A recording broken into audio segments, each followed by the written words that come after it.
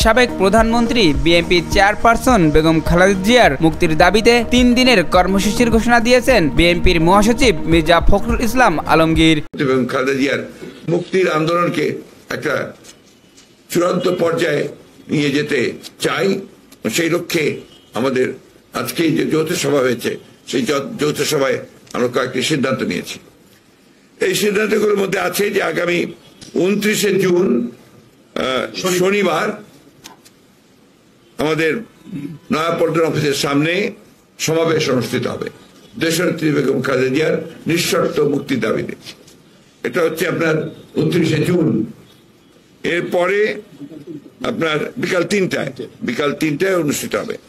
এরপরে হচ্ছে আপনার সারা দেশের মহানগরগুলোতে, সেখানে সোমবার যেটা হচ্ছে 1 তারিখ 1 জুলাই মহানগরগুলোতে এই সমাবেশ দেশনেত্রী মুক্তির দাবিতে সমাবেশ অনুষ্ঠিত হবে।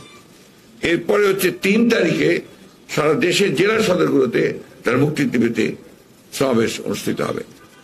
আমরা আশা করব যে আপনাদের মাধ্যমে এটা সমগ্র জনগণের মধ্যে পৌঁছে যাবে এই প্রোগ্রাম কর্মসূচি, এবং আমরা এটাও আশা করব, প্রত্যাশা করব জনগণের কাছে যে জনগণ যেন তাদের প্রিয় নেত্রী দেশনেত্রী বেগম খালেদা জিয়াকে তার প্রাণ রক্ষা করা, তাকে মুক্ত বাতাসে রাজনীতি করার সুযোগ সৃষ্টি করে দেওয়ার জন্য তারা আপ্রাণ চেষ্টা করবে এবং তারা আন্দোলনে ঝাঁপিয়ে পড়বে।